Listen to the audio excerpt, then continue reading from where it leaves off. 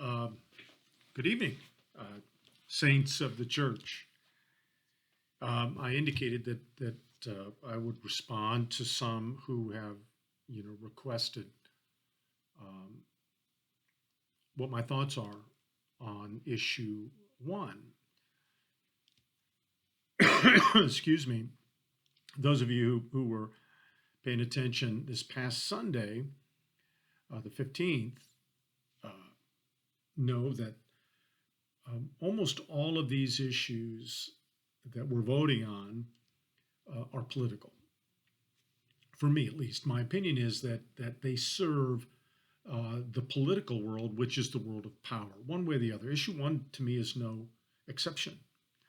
They may be moral issues that we, as citizens, need to vote on, but we're always subjugating ourselves in those moments when we put a lot of energy into these political kind of movements, because I think their objective is almost to keep us at each other, because we're much more pliable, we're much more easy to maneuver when emotionally we're compromised.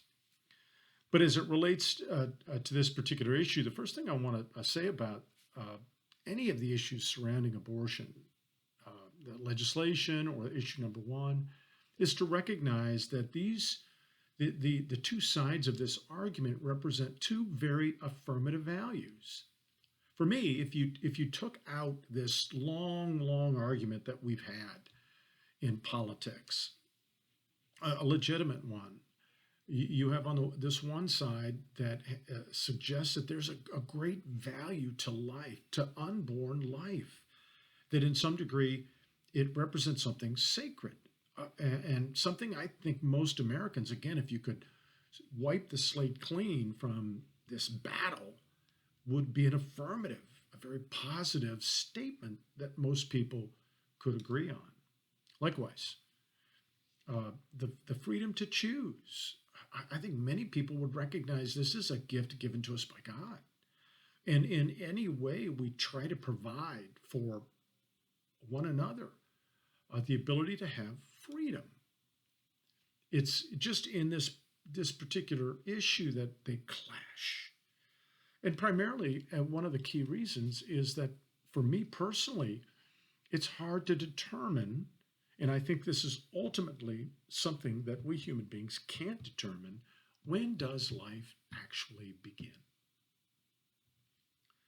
Now, some would suggest at conception, which would probably then, does that mean in vitro? Things like that we've used science and technology to help people to get pregnant. Does that become an issue? I don't find those answers is at the absolute moment that life begins. Some would say God knew me in the womb. I think God knew me long before I was in the womb. And so, what are the answers to these questions and difficult questions? Well, for me, what it would suggest is in these two different areas that would suggest a great deal of respect when dealing with these circumstances. That's how I look at it.